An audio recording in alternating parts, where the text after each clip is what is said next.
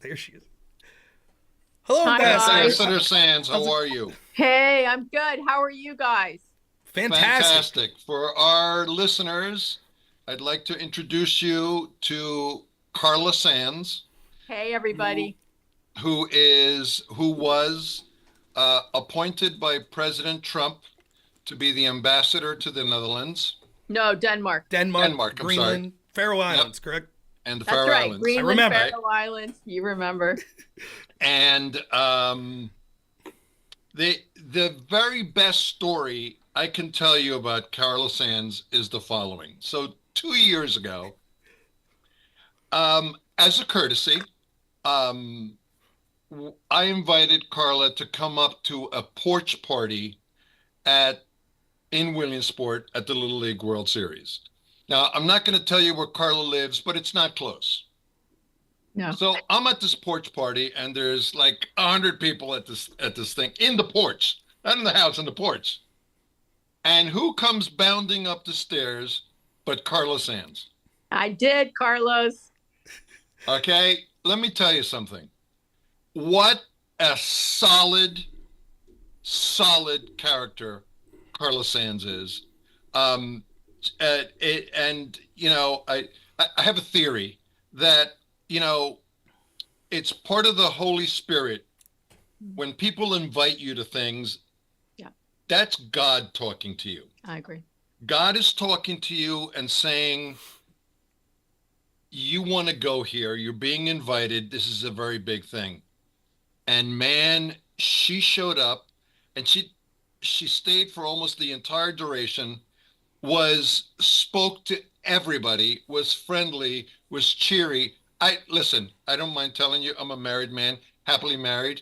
I am in love with Carla Sands. Okay? Behave. Come on, you're gonna get it. You're gonna get So everyone in trouble on the stream, Carlos. I am absolutely thrilled that this fanboy is here with Carla today to talk about one of her very favorite subjects, Which and is that is re-electing President Trump. Yeah. absolutely. I've been making calls to Michigan right now. Michigan has 2 more days, today and tomorrow till 5 for early voting. Michigan is one of those no loose,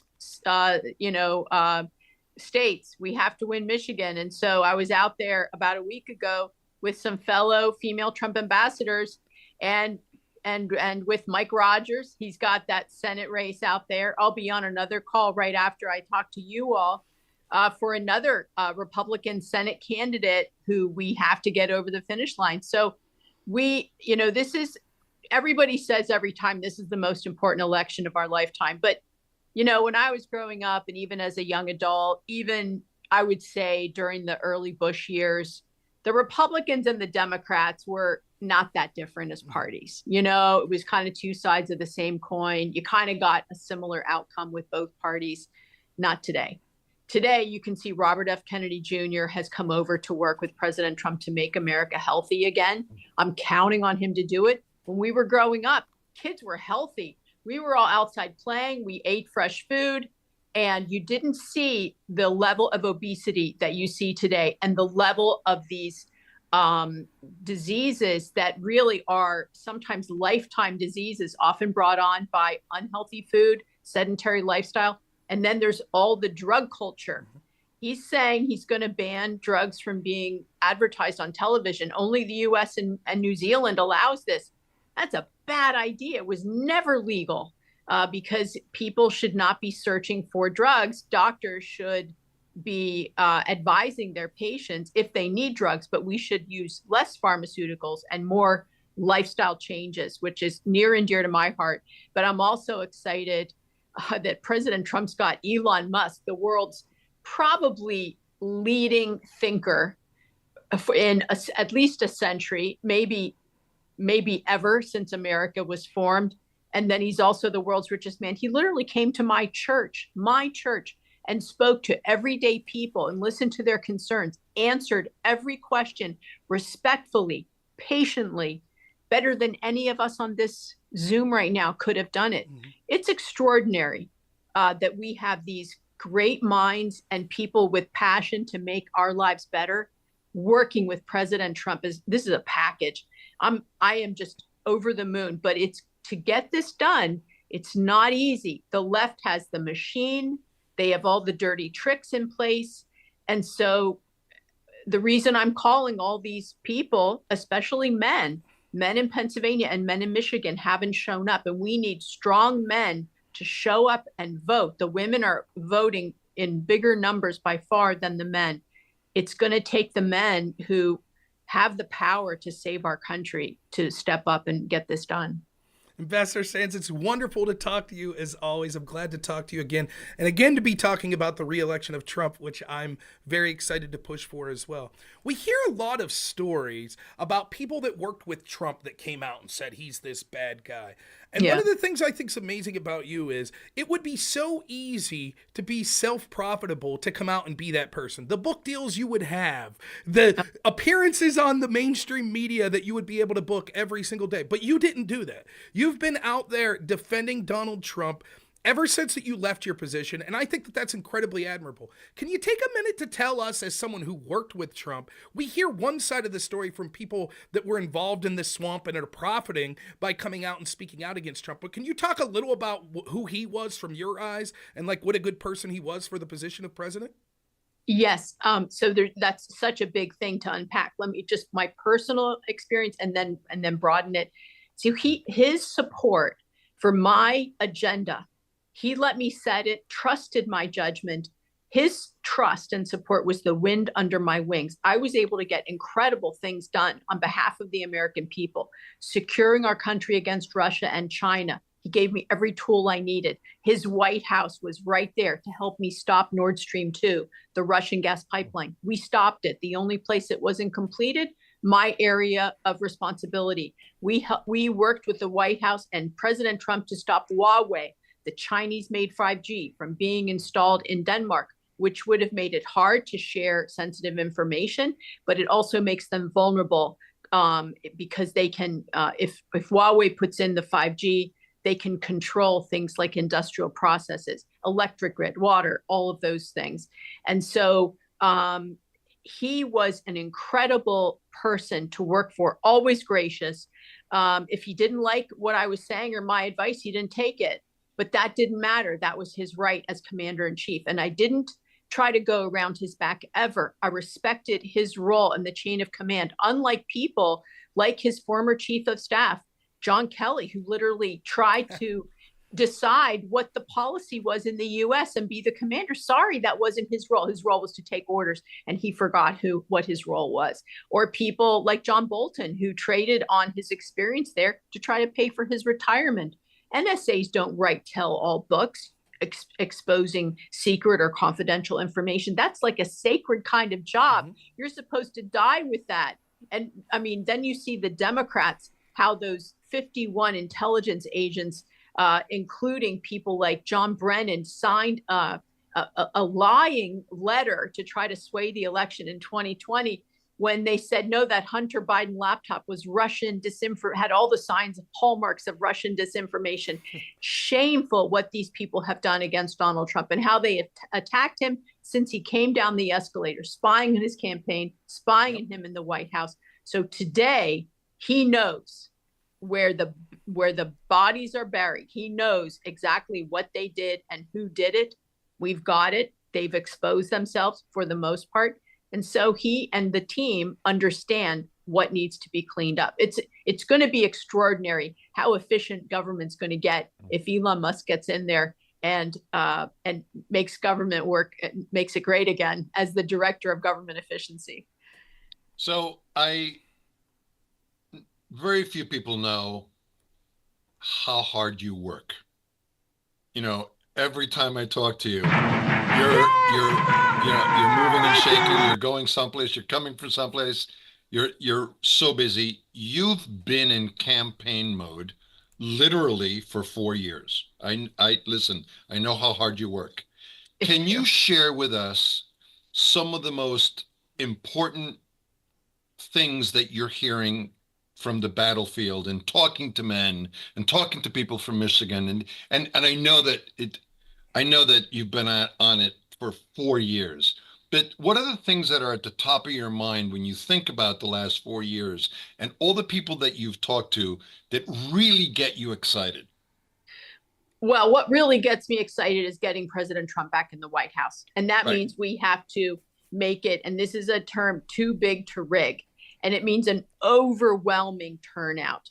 And Right. we need to have people still getting people to the polls on Tuesday, or hoping to call, like you can get lists and call in Arizona or Michigan and get the people out to vote early. Tomorrow's the last day in those two states. Any early voting state, we should give them a hand if it's a swing state, but we need it to be too big to rig. And I don't know what the turnout is going to be. So far, it's looking better than it did the last time around. So, and you can't take anything for granted. So I'm leaving it all on the field. I get the most excited. I'm here in Pennsylvania. I'll speak at his rally tomorrow night. I'll go speak at another thing about chasing ballots on Monday night, tomorrow night with the rally. So like I'm trying to, in the day, make the calls, do the text or whatever, and then go and contribute in other ways in the evening, because people don't want to be called at night at their house. At least I don't. So everybody, we can still do door knocks this weekend. Campaigns still need help. There's the TrumpForce47.com. The Trump campaign is asking everybody to go to swampthevoteusa.com if they haven't already voted, and just make sure all their information is correct. They're asking people to check and make sure their ballot was received. However, you can do that in your county or your state. So, and I don't know if this, if your podcast that you're doing is going out throughout the country or just in Pennsylvania. Yeah. It's nationwide. So, Yeah. So we've got these states that are very, very important. It's not just about Pennsylvania. It's also about all the other swing states. And then if you're in California, New York, don't stay home. We want those numbers to be huge. Do not lose hope. Get out there. We have the big mo. The momentum is with us. It is absolutely with us. You can feel it in the air when you talk to people, when you're out, when you're at the rallies, you can feel it. You look at her numbers, but we don't have the machine. So that enthusiasm has to be channeled into votes. We can't just be excited and then stay home and think that was a great experience. You have to get people to vote early if it's still happening in your state, and then to turn out on Tuesday, to make a plan, and also to expect that you may be in line for a really long time. I don't know what mischief's going to happen. Yeah. Take water, take snacks, grab a friend or family member if you can. You don't have to, but be prepared for weather. If it rains, have an umbrella, have a coat in the car. Be prepared and don't get out of line. Unless you have someone saving your place when you have to go to the bathroom, don't get out of line. You can always reach out to the party in your state and ask them for if you need chairs because the wait is long and people are older. Ask for support. There are people standing by ready to give support. And just note that there are so many people pulling for you to get out there and vote. We need every single one of you. Your vote is precious and important. I would be remiss if I didn't ask you, who not only is one of the best speakers that I've enjoyed having on, but did such a fantastic job as an ambassador. Kamala Harris doesn't do a very good job of effectively advocating for herself. She seems to be more of a chameleon and is representing sort of interest behind her. In that vein, we have someone such as Mark Cuban, who comes out and makes the claim that Trump will not have people around him that are strong, intelligent women. I think that's a denigration to all women who want to support Trump, but specifically to someone like you that works so effectively with Trump, being an ambassador underneath him. What do you have to say that these comments from one of the primary surrogates to Kamala Harris speaks about you specifically and women in general? Well, it's a funny question because it's so ridiculous. It's noise, not signal. I'm focused on the election and getting people out. But the fact is, he's a buffoon. That he said that. I worked with incredible strong female ambassadors for President Trump. We were just in Michigan together, supporting Mike Rogers' campaign. We worked together with President Trump and his White House and then the different agencies and departments very, very well. So, I even posted something on X. I'm trying to figure out how to do these X lives or Twitter lives. Space, yeah. So I'm not really sure yet, but I'm working on it. I posted something yesterday because it's just, the fact is we don't want to get distracted by any of this noise. We want to stay focused. Drive the vote, drive the vote. All of these people they don't really stand for anything. We stand for what? The Constitution, our God-given rights, the First Amendment, the Second Amendment. They're going to take that Second Amendment, that First Amendment, if she wins, as I'm sitting here talking to you, she will work to do that. And so if you love your country and you want to have the American dream, or you have kids or grandkids and you want them to have the American dream, you have to vote for Donald Trump, because he is going to restore us to greatness, and he's bringing the team to do it. These are builders that are going to build us and not tear us down and continue to dissipate. We're loaded with debt. He's going to grow the economy so that the debt is handled in a way that doesn't hurt everyday Americans. He's the only guy that can do it. Well, I think you make a great point there. I just want to get to this point real quick, Carlos, then I'll leave you go. They have to run on these sort of smears because they can't have policy that they run on. We have 4 years of Donald Trump. We have 4 years of Kamala Harris, Joe Biden. And in almost every aspect, you could see those years under Donald Trump were preferable. So they have to virtue signal that they care more about women or more about this group. But then the veil comes off as soon as they see strong women or strong minorities that are articulating the case for Donald Trump. You see how they really feel. And so I always think it's interesting when there's attacks like that to see someone like you that doesn't have to say a word, that just through your actions shows that what they're doing is complete garbage, in the sense that, no, that's not true, that Trump hasn't surrounded himself with intelligent, powerful women. So I had to ask, though. Yeah, but Robert, it's so clear that leading by example is the right way to do it. And that you're right. Nobody likes their policies. Did you see the latest jobs numbers? Yep. 12,000 gain, but that is a lie too. They loaded on government jobs, and all of the gains have been people that are non-native born Americans. American citizens that were born here have actually lost about 1.5 million jobs just over the past year. Our employment is dropping while these immigrants, often illegal, very low salaried people, are gaining, and government jobs. They're juicing it with government jobs. And they keep revising the numbers down. You saw they claimed over 800,000 fake jobs. And then they had a whistleblower. They were going to hide it until after the election. A whistleblower revealed this. Their economy is in shambles. What they've created, because they don't know how to build something. They have no idea. They have no good policies. Nobody wants what they're selling. That's why they're selling hate Trump. I'm not Trump.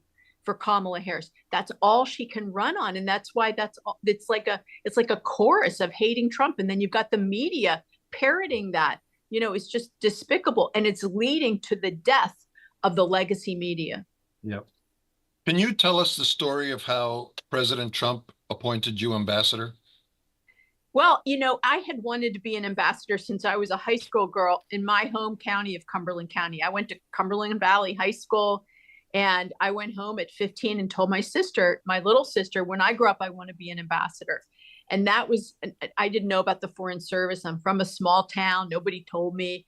But when I supported every Republican president, I would let it be known, I'd really love to be an ambassador. I'd really love, what can I do to help make that happen?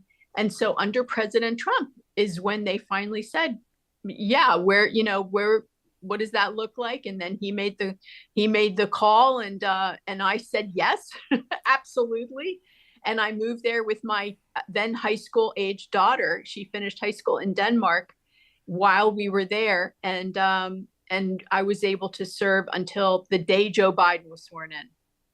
So how long have you been a member of the Republican Party? I kind of say I was born into it. My grandmother was, and she's from Camp Hill. She's passed away now.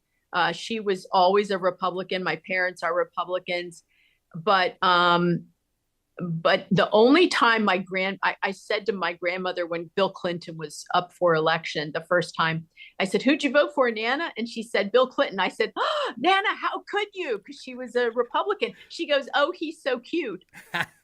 I was like, oh my gosh. So you never know what these older ladies are going to do when you get a cute candidate, which is why I worry about, this slime ball, Gavin Newsom, who's just destroyed, along with Kamala Harris, destroyed the great state of California. No question about it. Yeah. That at one point used to be your home state. Well, no, Pennsylvania's always been my home But I'm state, saying, where you but lived. that's where I met my husband and married and had our daughter. Yes. Right. Yeah. So, and ran a business. Rob, do you remember the day that we met Carla? Why don't you tell us that story? Who, me? Yeah. This was with Doug McClinko's, right?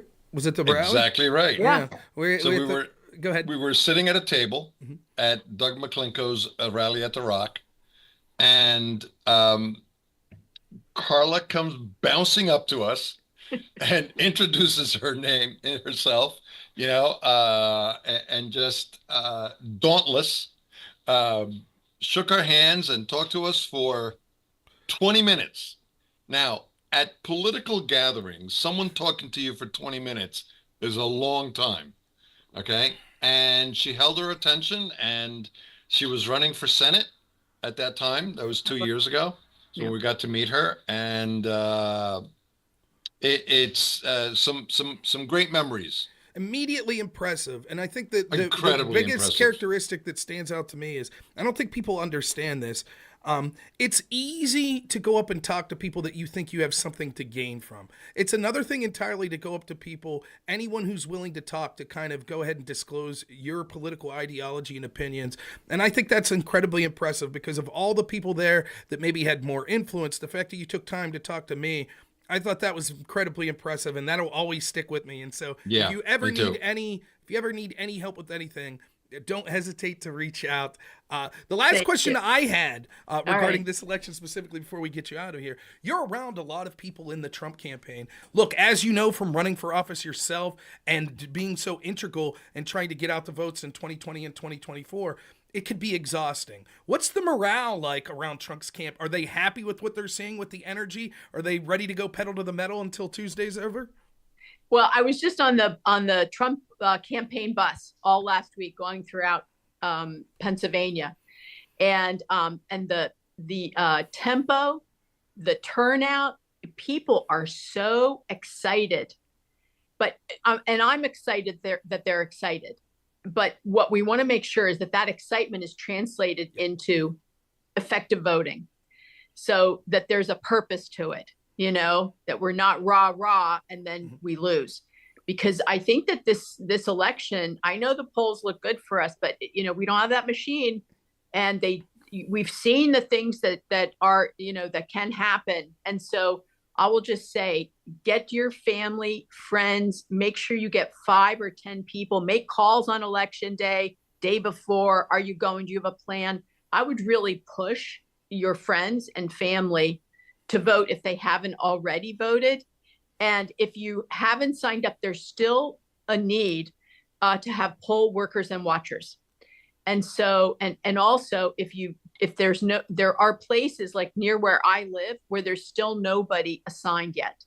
We need more Republicans. We need eyes everywhere. And then take a video. If you see something wrong, post it right away, and link it to Chairman Watley, to Elon Musk's group about election integrity, to Scott Pressler. He's really on that, the PAGOP or the GOP in your state, if you're in another state. So if as quickly as we're responding, it is being effective. And it's a new day because we have this free speech on X, but I would put it on all your platforms if you see anything wrong, and make sure that it gets attention. Just like it's been happening, like we got those extra days in Bucks County this week because of the I would say appeared illegal stopping of our voters on that last day. Oh yeah. And then also the arrest of Val when she was saying to people, stay in line, and they were saying you can only vote early if you have a pressing need. That's not true. There's no need to have any pressing need to vote early in any state that I know of, certainly not Pennsylvania. So it is welcome to all to vote early. So for Michigan, Arizona, these other states, get out there so that we take a little pressure off on election day, and then you can drive somebody that's old to the polls. I even saw a video of this one, I call him a hero. He had this bus with the name Trump on the side, and he was picking up homeless men. and taking them to vote. Yeah. And I loved it because the left's been doing this for generations.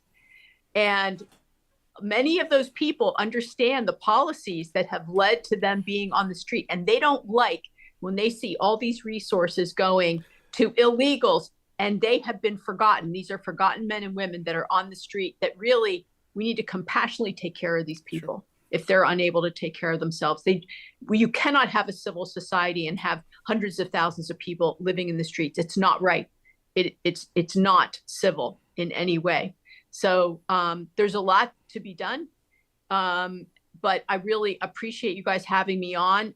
I'm excited about what you're doing and that you're just talking to the voters, almost constantly right now. I think that Steve Bannon's doing that on the War Room. He's like doing extras. He's doing it tonight. I think they might do something tomorrow.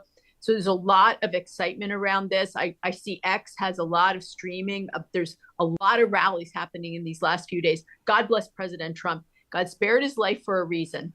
I truly believe it. And so I pray for his strength and stamina for him and for JD Vance, who's so terrific. Who's working hard and really has, I think, the heart for the people as well. He came up the hard way. He's living the American dream. And that should be available to every young boy and girl in our country. Totally agree. So, Carlos, we got a hard cut off here so I'll give you the last word. But I just want to say from the bottom of my heart, Ambassador Sands, thank you so much for all you're doing. It's incredible how effective you are, and it's inspirational to get to talk to you again. And I can't thank you enough for the work you're doing, trying to put the pedal to the metal to win this Tuesday. Thanks, Robert. I really appreciate you and Carlos. What you guys are doing is fantastic. Thank you. Thank you. Are you speaking tomorrow at the rally? At Aston. Okay. I'll speak at Aston, not Lidditz. And then I'm helping out with the ballot chasers on Monday. What are you doing on election day? I'm going to be doing election coverage from a network in New York. Oh, fantastic. Oh, that's awesome. Fantastic. Well, I wanted to thank you from the bottom of my heart. You're always there. You always respond. And we're in your debt. Just thank you. Keep going. I feel the same, guys. Keep leading. Thank you. Take care. Thank you so much, Ambassador. We'll see you. Thanks. Bye.